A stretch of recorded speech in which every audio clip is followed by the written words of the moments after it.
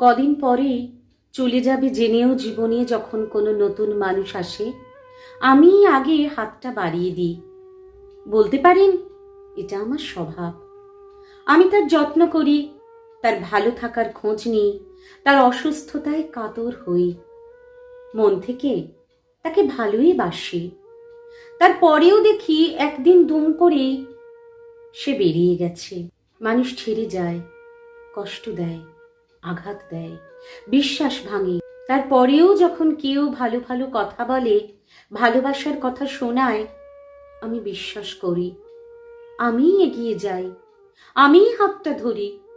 নিজেকে কোনোভাবেই বদলাতে পারিনি তখন, অবিশ্বাস করে দূরে সরাতে পারিনি, ঠকে যাব জেনেও ভালোবাসার প্রলোভন উপেক্ষা করতে পারিনি।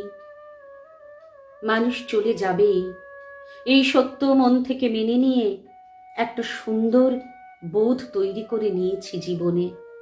মানুষের দুর্ব্যবহার আগে খারাপ লাগতো, এখন ভাবি এটাই বাস্তব। ব্যবহার থাকলে দুর্ব্যবহার থাকবেই। উর্বর মাটির সাথে অনুর্বর মাটিও যেমন থাকে, ঠিক তেমনি যে মাটিতে যে ফসলের উপযুক্ত, সেই ফসলটাই ফলবে। এ সত্য জীবন দিয়ে উপলব্ধি করেছি। আমার মনের উর্বর মাটিকে রুক্ষ করতে পারিনি সে কারণেই। যে মাটি যে চাষের উপযুক্ত, তাকে সে কাজে লাগানোটাই উচিত। জীবন থেকে কত মানুষের চলে যাওয়া দেখেছি, কেউ বন্ধু হয়ে, কেউ আত্মীয় হয়ে, কেউ প্রেমিকা হয়ে এ জীবনে এসেছিল। অনেকেই থাকেনি, কেউ চুপি চুপি গেছে, কেউ দোষ দিয়ে গেছে, কেউ স্বার্থ মিটিয়ে নিয়েই গেছে। কষ্ট পেয়ে নিজেকে ভরাই না আর।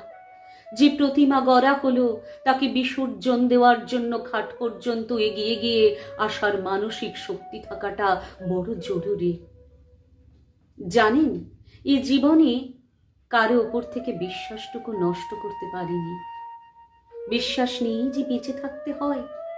জীবনে যখন কেউ আসে, আমি ভাবি সে আজীবন থাকবে, এটাই আমার বিশ্বাস। সে যখন চলে যায়, বিশ্বাসটা নষ্ট করে সে, আমি নই। আমি ভালোবাসায় বিশ্বাসী, ভালো থাকায় বিশ্বাসী, সম্পর্কে বিশ্বাসী। আমি মনে করি রিলেশন একটা পবিত্র মিথ। এই পবিত্র মিথকে যারা ভেঙে দেয়, তারাই ছেড়ে যায়। যারা ভাঙে না, আমি তাদের সাথে থেকে যাই। এই থেকে যাওয়াটাই রিলেশন। রিলেশন কোনো রিল নয় যে ফুরিয়ে যাবে। কলমে সরজিৎ ঘোষ, কণ্ঠে ছিলাম আমি দেবলীনা চক্রবর্তী।